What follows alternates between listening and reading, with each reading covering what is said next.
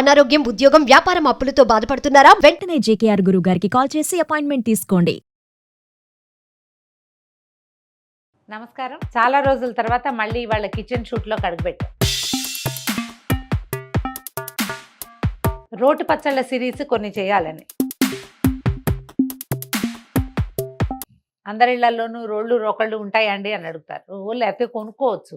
ఇవాళ రేపు రోళ్ళు పెద్ద కష్టం కాదు. పెద్ద రోల్ అక్కర్లా. బుజ్జి ఆ మాత్రం చిన్న సైజు. మా రోల్ చూడండి ఎంత బాగుందో. ఈ సైజు రోల్ ఉంటే మీరు గట్టు మీద పెట్టైనా చేసుకోవచ్చు. రోటి పచ్చళ్ళు ఒక ఎక్స్ట్రీమ్ టేస్ట్ను కలిగి ఉంటాయి.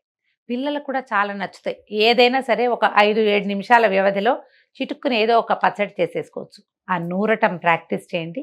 పాతకాలపు రోటి పచ్చళ్ళ రుచి మళ్ళీ మన ఇంట్లోకి వచ్చేస్తుంది. చిన్నప్పుడు ఎప్పుడు అమ్మమ్మ గారి ఇంట్లో తిన్నాం అలా అనిపిస్తుంది. అమ్మమ్మ గారి ఇంట్లో కాదు, మన ఇంట్లో కూడా హ్యాపీగా చేసుకుని తినచ్చు. ఈజీగా, సింపుల్గా, స్పీడ్గా చిటుక్కుని చేసేసే పచ్చళ్ళు కొన్ని చెప్దాం. ఇవాళ మనం ఏం చేద్దామంటే దోసకాయ పచ్చడి చేసుకుందాం. రోటి పచ్చళ్ళు ఎన్ని రోజులు నిలువ ఉంటాయి అని ఒక చొప్పదంటు ప్రశ్న మాత్రం వేయొద్దండి. రోటి పచ్చడి ఫ్రెష్గా ఆ రోజే బాగుంటుంది, మర్నాటికి పాతబడిపోతుంది. దోసకాయలు అవి అయితే ఎండాకాలం సాయంకాలానికి కూడా బాగుండవు. పొద్దున్న చేసుకోవటం, మధ్యాహ్నం తినేయటం అంతే. కుదిరితే ఫ్రిడ్జ్లో పెట్టుకుంటే రాత్రికి పొద్దుడిది అని తినాల్సిందే తప్పిస్తే ఫ్రెష్ టేస్ట్ మళ్ళీ రాదు. కొన్ని మాత్రమే చింతకాయలు, ఉసిరికాయలు 2-3 రోజులు బాగుంటాయి. అవి కూడా ఒకసారి చెప్పుకుందాము. సింపుల్ దోసకాయ పచ్చడి చేసుకుందాం. దీంట్లో పాత వెర్షన్ ఏమో ఎండుమిర్చి, పచ్చిమిర్చి వేస్ట్ చేసేది, అది చేస్తాను నేను. టమాటా వేస్ట్ చేసుకునేది కూడా ఒక వెర్షన్ ఉంది, అది కూడా ఒకరోజు ఎప్పుడో చెప్దాం. ఇది పాతకాలపు దోసకాయ పచ్చడి చూపిస్తాను. దోసకాయ ఇట్లా గట్టిగా ఉన్నది, రాయిలా ఉండాలి. చక్కగా చెక్కు తీసేసేయండి, లోపల గింజలు తీసేయండి. మీకు గింజలు ఇష్టము, మీ ఇంట్లో వాళ్ళు ఇష్టపడతారంటే ఉంచుకోండి, మాకు అభ్యంతరం లేదు, నేను ఉంచను, మీ ఇష్టం. అయితే గింజలు తీసేయటం, చిన్న చిన్న ముక్కలు తరగండి. చిన్న ముక్కలు తరిగేసి పక్కన పెట్టండి. ఇమీడియట్గా తిరగమాత పెట్టుకుందాం. చెక్కు తీద్దాం. ఏదో ఒక పీలర్ తీసుకోండి, చెక్కు తీసేయండి. బాగా కండంతా వచ్చేస్తాం. దోసకాయ పెట్టుకునేటట్టయితే చెక్కు తీయక్కర్లేదండి. దోసకాయ రోటి పచ్చళ్ళ సిరీస్లోకి రాదు, కానీ ఎండాకాలం బాగుంటాయి, బాగా వస్తాయి దోసకాయలు. చేసి చూపిద్దాం అది కూడా. మీ వీలు వెంబడి మూకుడు పెట్టుకోండి. ఈ రోటి పచ్చళ్ళు ఏ పచ్చడికైనా పప్పు నూనె, నువ్వుల నూనె ఎక్కువ రుచిగా ఉంటుంది. మీ అవకాశాన్ని బట్టి కొద్దిగా ఒక స్పూను, 2 స్పూన్ల లోపల చాలు, అంతకంటే నూనె అవసరం లేదు. ఓకే. బేసిక్ పచ్చళ్ళన్నిటికీ కూడా మెంతులు, ఆవాలు, మినపప్పు ఉంటాయండి. అప్పుడప్పుడు జీలకర్ర, అప్పుడప్పుడు ధనియాలు, అవి తక్కువ, ఇవి ఎక్కువ. అయితే ఇందులో వెల్లుల్లిపాయలు వేసుకునే విధానం ఉంటుంది. వెల్లుల్లిని ఏ రకంగానూ అయినా సరే తినేవాళ్ళు ఉంటారు, ఎలాగూ తినలేని వాళ్ళు ఉంటారు. కాబట్టి నేను వెల్లుల్లి వేయని పచ్చళ్ళే చేస్తాను. మీకు ఆసక్తి ఉంటే మీరు వెల్లుల్లి ఎప్పుడు వేసుకోవచ్చో చెప్తాను నేను, అప్పుడు వేసుకుని నూరేసుకుంటే సరిపోతుంది. తాలింపుల్లో వెల్లుల్లి వేయటము లేదా రోట్లోనే వేయటము, ఇవన్నీ దేశాచారాలుగా ఉంటాయి. ఆ ఊళ్ళల్లో ఇళ్లల్లో పద్ధతుల ప్రకారం. వెల్లుల్లిపాయ పచ్చడి పచ్చి వాసన వస్తే మధ్యాహ్నానికి కూడా నూరు అదే వాసన వస్తుంది. కొంతమంది, మేమైతే భరించలేము దాన్ని. భరించగలిగిన వాళ్ళు, అలవాటు ఉన్న వాళ్ళు హ్యాపీగా వేసుకోండి. వెల్లుల్లి ఆరోగ్యానికి చాలా మంచిది. అలవాటు ఉంటే తినేసేయచ్చు. నూనె కొంచెం కాగాక, నేను ఒక దోసకాయ సైజే కదా చూపించాను, దానికి సరిపడానే చెప్తున్నాను చూడండి. ఒక చిన్న స్పూన్లో సగానికి మెంతులు. మెంతులు వేగినాక అప్పుడు మినపప్పు వేద్దాము. ఈ మాత్రం మినపప్పు పడుతుంది, అంటే ఒక టీ స్పూన్ అనుకుందాం. ఓకే. తర్వాత అన్నే ఆవాలు కూడా.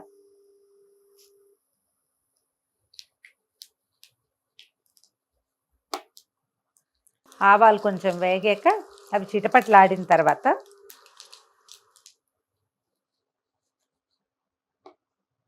ఒక 5-6 ఎండుమిర్చి,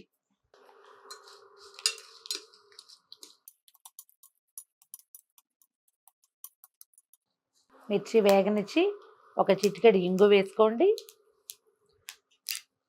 తర్వాత ఒక 1/2 డజన్ పచ్చిమిర్చి కొంచెం స్లిట్ చేశాను కొద్దిగా, అవి వేసేద్దాం. 2 కలిపి వేయచ్చా అని చాలా మంది అడుగుతారండి. వాళ్ళ అలవాటుని బట్టి మీ చాయిస్. 2 కలిపి వేస్తే రుచి బాగుంటుంది. వద్దనుకుంటే ఒట్టెండు మిర్చితో కూడా చేసుకోవచ్చు. కొద్దిగా పచ్చిమిర్చి వేగనివ్వండి. వేగాక రుబ్బేసుకోవటమే మనం.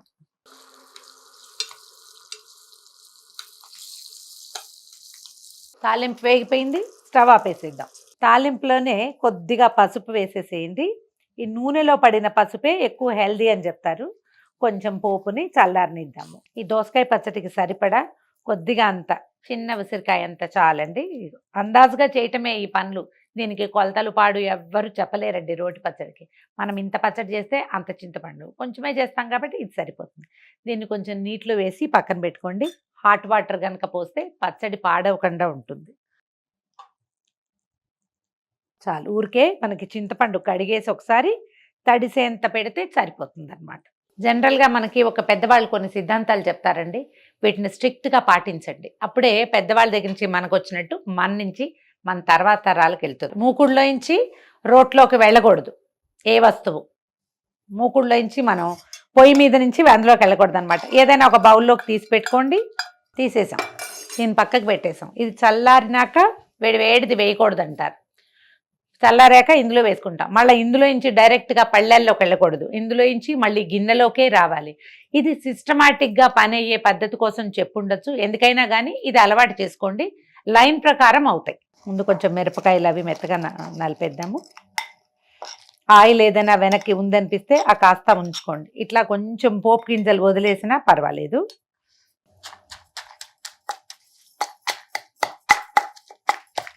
కొద్దిగా కొంత మటుకు నలిగినాక మనం నానబెట్టి పెట్టుకున్నాం కదా కొంచెమే చింతపండు, ఈ పచ్చడికి సరిపడా అది కూడా వేసేద్దాం. సరిపడా ఉప్పు వేద్దాము.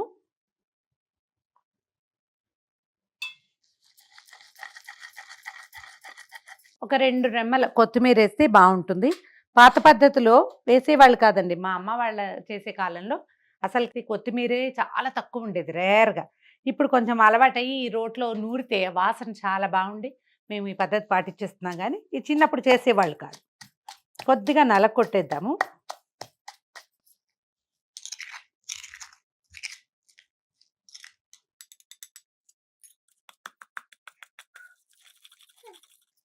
ఇప్పుడు మనం తరిగి పెట్టుకున్నాం కదా దోసకాయ ముక్కలు, ఒక్కసారి అలాగా 2 దెబ్బలే కొడతాం. వీటిని మెత్తగా నూరము, ముక్క చెక్కగానే ఉంటాయి. కొంచెం అట్లా అనటమే అన్నమాట.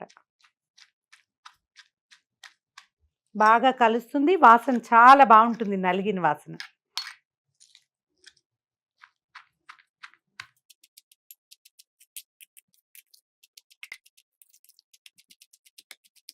తీసేసుకుందాం పచ్చడి. ఒక బేసిక్ రూల్ ఉందండి. ఎండాకాలం కనుక మనం ఏదైనా పచ్చళ్ళు వీటిని చేత్తో ముట్టుకుంటే నిలవ ఉండదని చెప్తారు. ఎందుకంటే చేతి వేడికి తొందరగా పాడైపోతుంది. కానీ ఈ రోట్లో ఇంచి స్పూన్తో తీస్తే ఆ సాటిస్ఫాక్షన్ రానే రాదు. ఇందాక మనం బౌల్లో తాలింపు ఉంచుకున్నాం కదా, అందులోకే తీసేసుకుందాం.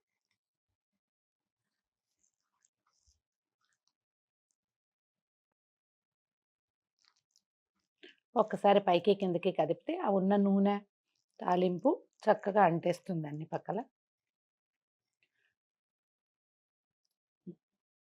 మీరు ఎన్ని నిమిషాలు ఈ ప్రాసెస్ చూసారో అన్నే నిమిషాల్లో ఈ పచ్చడి రెడీ అయిపోయింది.